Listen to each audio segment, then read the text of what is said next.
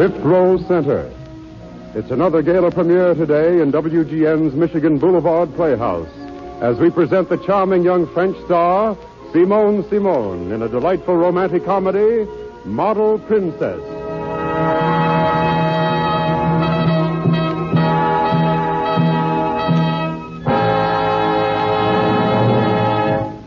Miss Simone has not only won international fame as a screen actress, but she is also appearing at present in a delightful new musical comedy, 3 After 3, now playing at the Erlanger Theater in Chicago. It's a sellout house here in the studio again today, but the best seats in the theater are always yours in Fifth Row Center.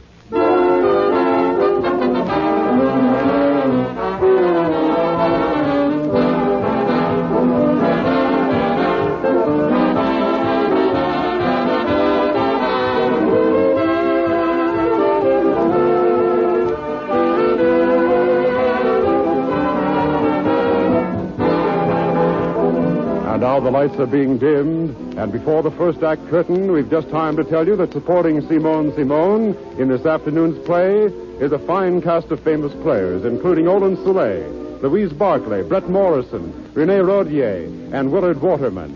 Our drama, Model Princess, was written by Noel B. Gerson. Harold Stokes conducts the orchestra, and the production is directed by Blair Walliser. And now, there's the curtain, and the show is on.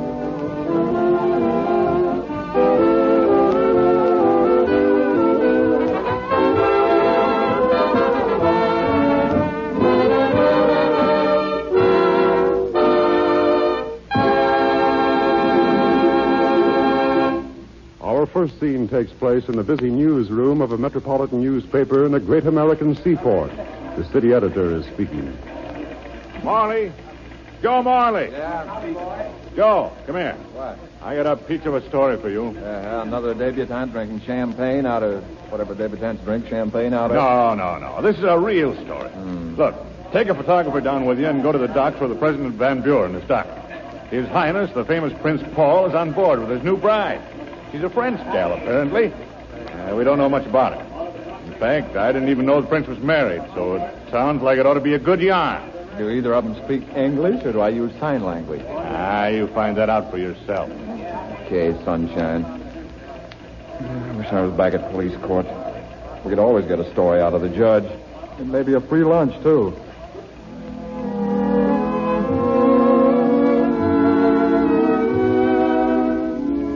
And now we move to the salon of Madame Tournay, one of the city's most famous dress designers. Madame Tournay is sitting in her office working when the door opens. You called for me, madame? Oh, Rochelle. Yes. Sit down, please. Merci, madame. Rochelle, you have been working here as a model for a long time? Oui, madame, for 3 years. Ever since I came over here from Paris. You've enjoyed your work? Oh, but I have, madame. I would rather work here and wear your wonderful clothes than anywhere else in the whole world. Oh, madame, you are not going. Oh, no, Rochelle. I am not going to let my most attractive model go. I'd be a fool if I did anything as stupid as that. I don't quite know how to explain this to you. I have a very unusual job for you. That is, if you care to take it. Oh, we are going to have a sideshow at a racetrack or something? No. Now, please understand, my dear. If you don't want to do this, it will be perfectly all right with me. I understand, madame. Well, let me begin at the beginning then. A very important ambassador is sitting in the next room. An ambassador? Yes. He saw your picture in one of the magazines the other day, and he thinks you can help his country. Prince Paul, who is the heir to the throne, is arriving here today on a goodwill trip. Oh, yes, I know. I read all about him. He plays polo, and he's very handsome, and he speaks 5 languages, and, of course, he's very rich. How would you like to be the princess? I? Oh, excuse me, please, madame. But now you joke me with kidding. I am being very serious. The prince and his advisors decided that without a wife, he would become entangled with too many romantic young American girls. You know, wanting to marry him. And besides, a wife will help convince our businessmen that the prince is solid and serious. You are young and charming, and you are beautiful. And, of course, you can wear clothes, or you would not be here at Madame Tournay's. They have already announced that the princess is with Paul. But it is not so. There is no one. And that is why they come to you. The ambassador will pay you $10,000 if you will pretend to be the princess for a few weeks. They will take you out to the ship in a special cutter, and you will start at once. Do you want to do it? Oh, but I cannot. To be alone with a man. Oh, what will my friends think of? Oh, there is nothing to fear. You will be quite safe. Prince Paul is a gentleman, and this is a business agreement. Oh, but everyone will know it was I. Not at all. We will change your makeup, your hairstyle, your whole appearance. People who have seen your picture in the fashion magazines won't recognize you. And neither will your friends. You will be a new person, the Princess Bébé. I, Rochelle Gaby, a princess? Oui, Your Highness. No, Your Highness. Oh, yes, Madame, I will do it. Where is that ambassador? Your princess is coming, Prince Charming.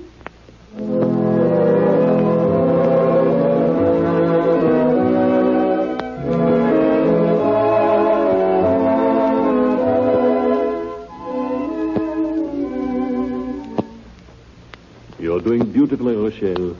You could not have done better if you'd been born a princess. Oh, these past 3 days have just been like a dream. Sometimes I can close my eyes and almost imagine that I am a princess. And when I open them and see a room as big as this one, I know I must be at least a duchess. Is this the grand ballroom of the hotel? Do they hold big meetings here? Oh, this is just the royal suite. I wonder. Do they think kings and queens and princesses are bigger than other people? The rooms are always so much larger. This afternoon may be rather difficult for you. It'll be the first time you see a member of the press alone. It'll be difficult for you, too. Going to start building a new embassy and making a big speech. This won't be a novel experience for me, my dear. I've had enough experience with cornerstones to be an expert stonemason by this time. I've been making speeches since I was 10 years old. Yes, and it'll be very boring for you. But I am enjoying myself. And I'm going to enjoy being interviewed today. I hope. Now, just remember this. If you get into difficulty, a member of the staff will be in the next room. I will remember. Mr. Joseph Morley of the Star Express is here by appointment to see Her Highness. You may show him in. Are you leaving, Your Highness? Yes, I must go. And do your best. Oh, dear. I shall try. It's very hard. Adieu, Paul. Adieu. Entrez. Your Highness, I'm Joe Morley, the Star Express. How do you do? Will you not come in? Thanks. Please sit down. Well, maybe you can tell I'm a little bit on the edgy side. You see, this is the first time I've ever interviewed a princess. How nice. We're starting together then. This is the first time I have been interviewed alone by a newspaper reporter. It is? Yes. I mean, you see, the first time in your country. Oh. Didn't quite get you there for a minute. Well, then, shall we begin? Mm-hmm. Have you been a reporter very long? Well, almost 5 years now. Do you enjoy your work? Yeah, pretty well. But I'd like to get away from this sort of stuff. You know, I don't like to pry into other people's lives. Or what would you like to do? Well, I own some property up in Vermont. I'd like to go up there and live. Oh, it's wonderful up there in the winter. Everything, as far as you can see, is all still, white, and sparkling. It's cold outside and warm inside and crisp everywhere. That sounds enchanting. Yeah. Yeah, but that's the whole trouble. It's too good. I'll never get there. Well, why not? Well, I can't go up alone. I'm not married. I don't even know any girl who'd want to bury herself up in the Vermont hills with me. I should think any girl would love living that kind of a life. You do? Of course I do. Well, why can't you find the right girl? You tell me, sister. I beg your pardon, Your Highness. Oh, that's all right. Oh, really, I'm terribly sorry. Don't apologize. I'm okay with that crack. Hey, wait a minute. What kind of an interview is this, anyway? You're asking me all the questions. Now then, what about you? Oh, there's nothing very remarkable about me. I was born in Paris, And I lived there most of my life, and here I am. You're being rather modest. No, that's all there is to me. Yeah, well, that isn't every girl who marries a prince and will someday be a queen. Not every girl wants to be a princess or a queen. No? What do they want? Maybe they would like to live on a farm in Vermont. Yeah. Okay, kid me if you want to, but I'm going to use that in my story anyway. Princess would prefer life on simple farm. Now, you are kidding me. No, not a chance. Tell me, Princess, you don't mind my getting personal. How'd you happen to fall for his nibs? I mean, Prince Paul. The prince is... Oh, I'm sorry, doggone, there I go pulling another boner. Please forgive me. I imagine it's pretty hard for a girl not to fall in love with a man as good-looking as Prince Paul. There's nothing to forgive. Well, I've taken up enough of your time, Princess. Thanks for the interview and for everything. It's really been swell. Perhaps we shall meet again. No, not much chance. We live in different worlds, Princess. Perhaps we are not as far apart as you think. The life of a princess is not very different from that of a close mother. Yeah. Well, that's a neat way of putting it, anyway. Well, so long. Why don't you come to dinner with us? Me? Why not? Well, why not? Meet us here at 8 o'clock. Well, won't his nibs, won't the prince be sore? Oh, I don't think so. He's very wide-minded. At 8. At 8.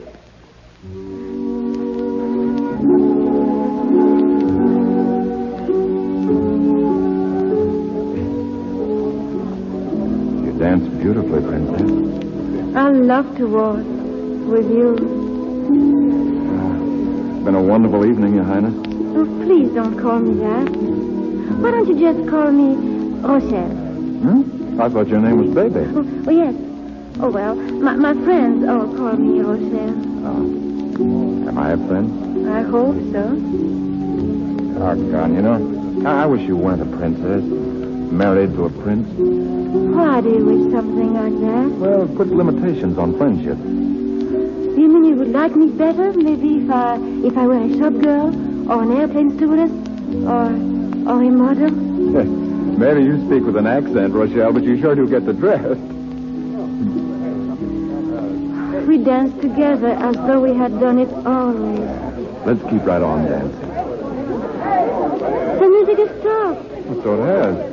Funny, I wonder why they stopped in the middle of... Hey, look, what's happening? It's a fire. Oh, hey, this isn't so good. Look at those flames. Come on. Hey, this is a stampede. Are you all right, Rochelle? Well, hang on to me. I'll get you out of here. Oh! What's the matter? Oh, my ankle. Oh. Can't you walk? Oh, please, you go. No, not a chance. If we get out of this inferno, we'll get out together. Here, put your arms around my neck now. Up. All right, hang on, kid. Here we go.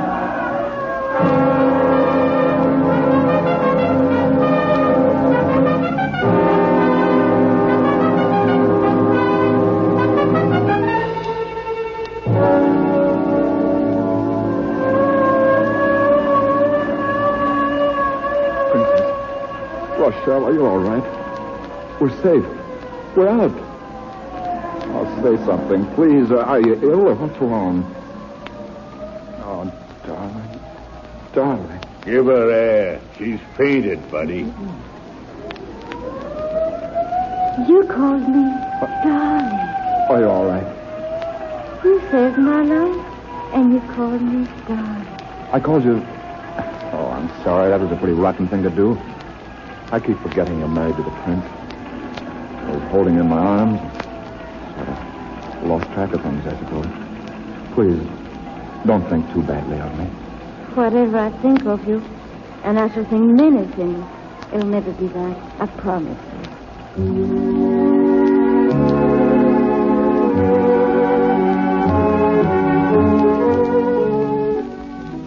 Our scene again changes. It is 2 days later.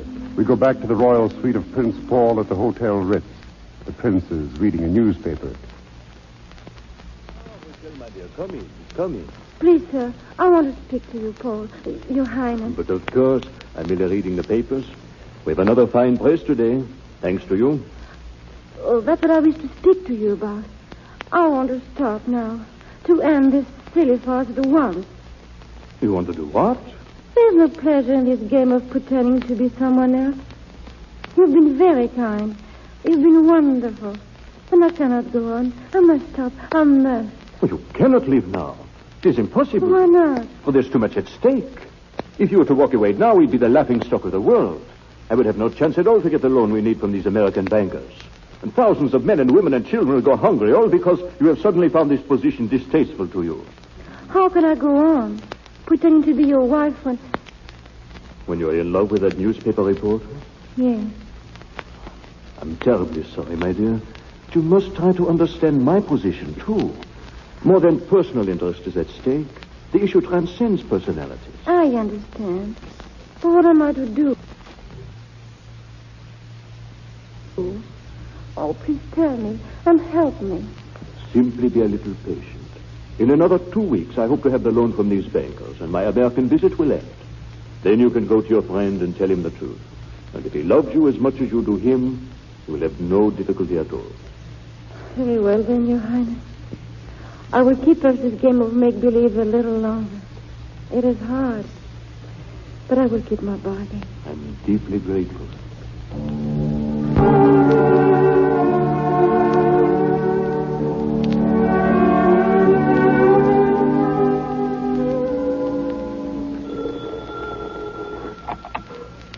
Hello?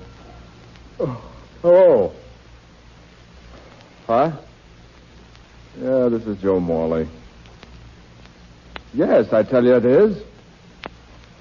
Hey, who in blazes is calling me at 4 a.m. to find out if I'm me? I don't care if you got a story for me. I'm sleepy. Huh? What's that? About the princess? What do you mean?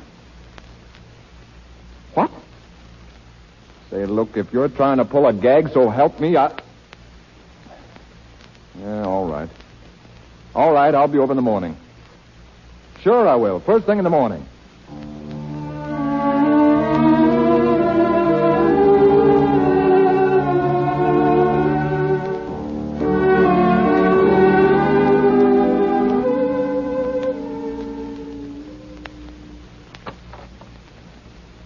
How do you do?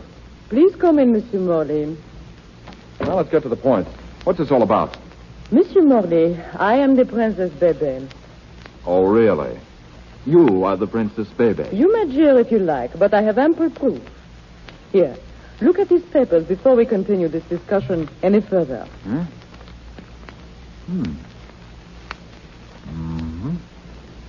this seems authentic enough, but what is this? I'm afraid I don't understand. Well, the story is very simple.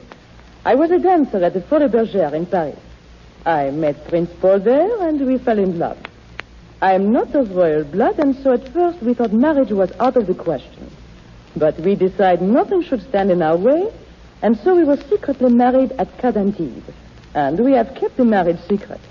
Paul wanted to make it public, but I was afraid the notoriety would injure him. And so we had a quarrel. And at the last moment, I did not accompany him. After reconsidering, I decided I had been a little bit hasty, and I came on the next ship. Because of the war, I did not arrive here until yesterday. And then I discovered that a little Parisian imposter was calling herself Princess Bébé and has been appearing everywhere with my husband. An imposter? You, Princess... You know, this is a little hard to get all in one swallow. Let me continue, please. You have written many stories in your paper about this artificial princess. So I want you to know the truth. Here are some of my pictures. Now you can print the truth in your newspaper. Yeah. So she isn't even married to him. Yeah, now I can print the truth all right. Joe Morley, the world's #1 sap. Yeah, that'll make a great story.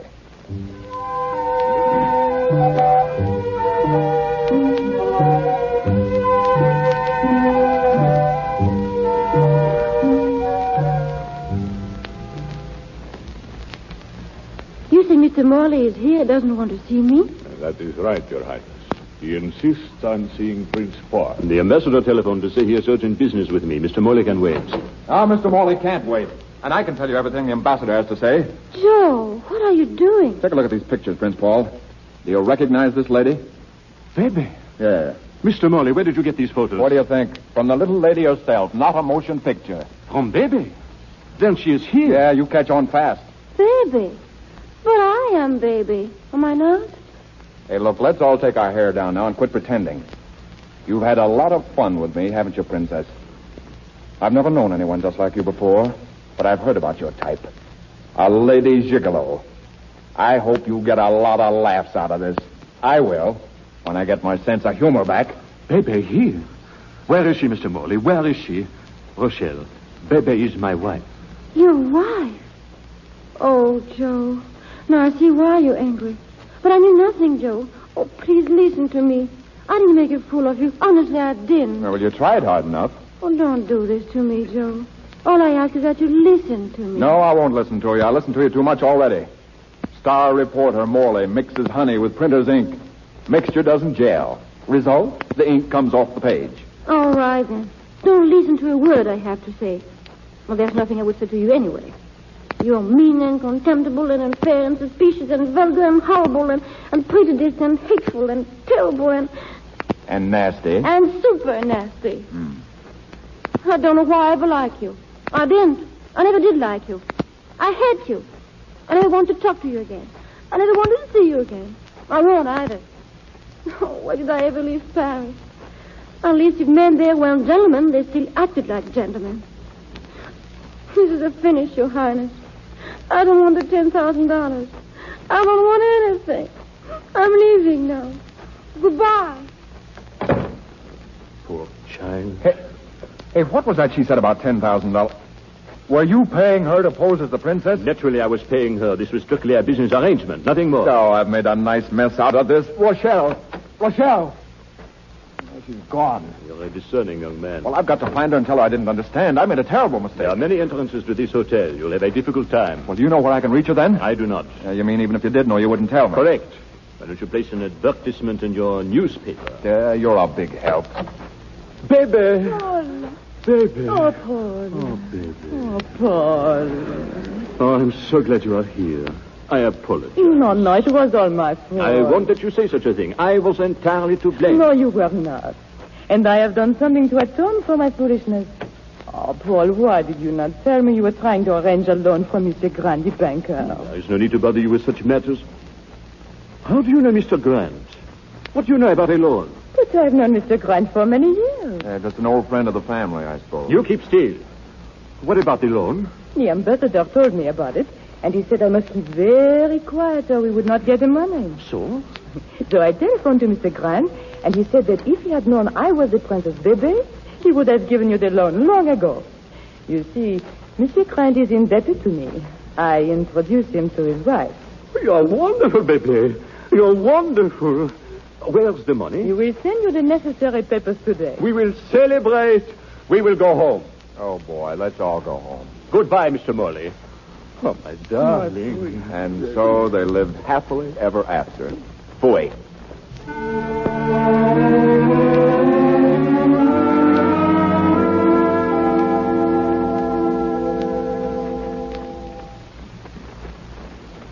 You're so good to take me back, Madame Tony. I have disgraced you and myself. I'm such a little fool. Nothing of the sort. Forget the whole experience, child. It was very unwise of me ever to allow you to do it. Oh, no, Madame. It was my own fault. Nonsense. You are just allowing yourself to dramatize the situation. You made the mistake of falling in love with a young man who obviously was not worthy of you. Now then, forget it and go back to work.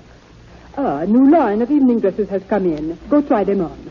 And if there is one you like particularly well, you may keep it. Yes, Madame. Thank you so much. Hello. Get me the Star Express, please.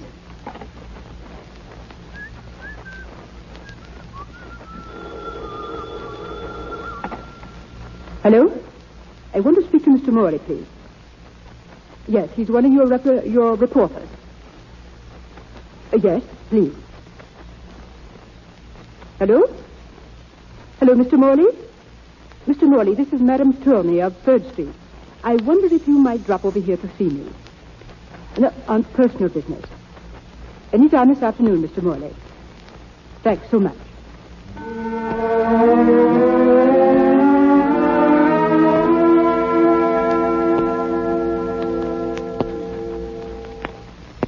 You seem like a very presentable young man, Mr. Morley.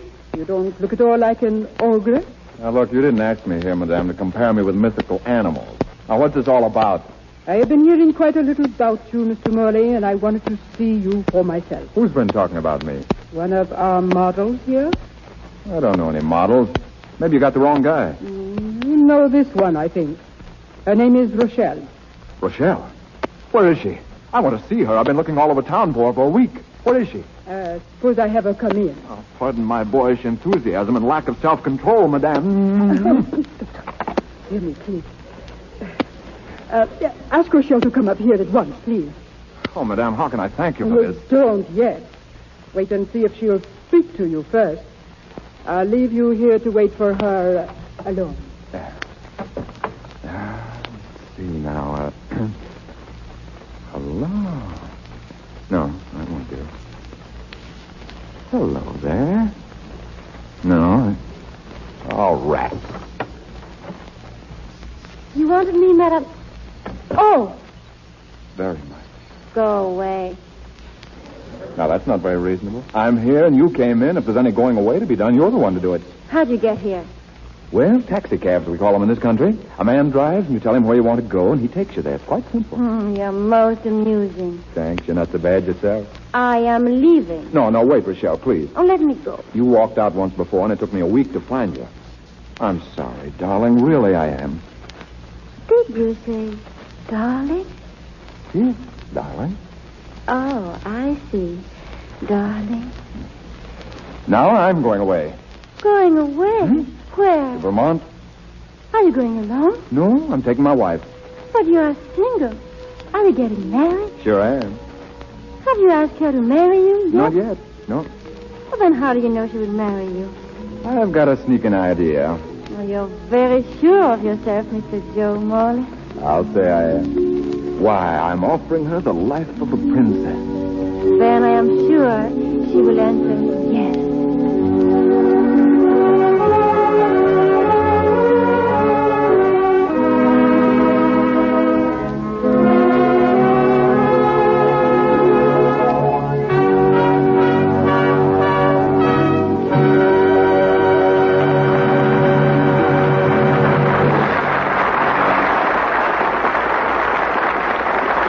Ladies and gentlemen, you have just heard Model Princess, a radio play starring America's favorite French ingenue, Simone Simone, and presented from coast to coast over the Mutual Network from the audience studios of WGN in Chicago. And now, if Miss Simone's had a chance to catch her breath after that final romantic love scene, we'd like to ask her to step out of character for a minute.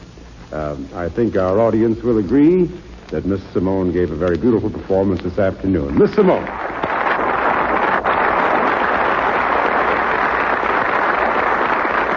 I understand, Miss Simone, that you're to be doubly congratulated. Am I right in saying that this is only your third time speaking before a microphone in this country?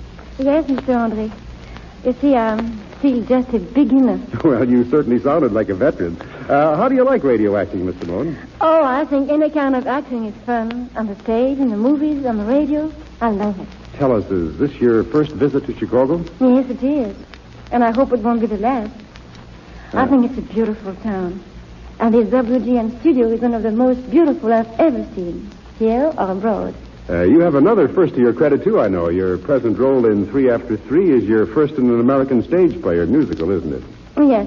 Well, you see, all the work I've done in this country was in Hollywood. Miss Simone, suppose now, for the sake of the ladies listening in, you give us the French viewpoint on American styles. What do you think of our shops, for instance?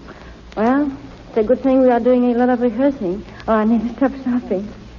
I've seen so many beautiful things in your Chicago shops I'd love to buy. Well, as I said, it's a good thing we're rehearsing so much. Another thing I'd like to ask, Miss Simone, how many movies did you make in Paris before you came to Hollywood? Quite a few, about 10. Did you do any stage plays or musicals over there? Yes, both. In fact, most of my work was in musical comedies. And another question. What are your plans after the road tour New York run of 3 After 3? Well, if business keeps on as good as it has been, that's too far off to worry about. Well, thanks very much, Simone. And ladies and gentlemen, featured in tonight's play with Miss Simone, Roland Soleil as Joe Morley, Louise Barclay as the Princess, Brett Morrison as Prince Paul, Renee Rodier as Madame Turney, and Willard Waterman as the editor. The drama was written by Noel B. Gerson, the orchestra was conducted by Harold Stokes, and the production was directed by Blair Walliser. Next Sunday, listen for Glenda Farrell, Alan Dinehart, and Lyle Talbot in Jungle Drums, another premiere on Fifth Row Center. Pierre Andre speaking. This is the Mutual Broadcasting System.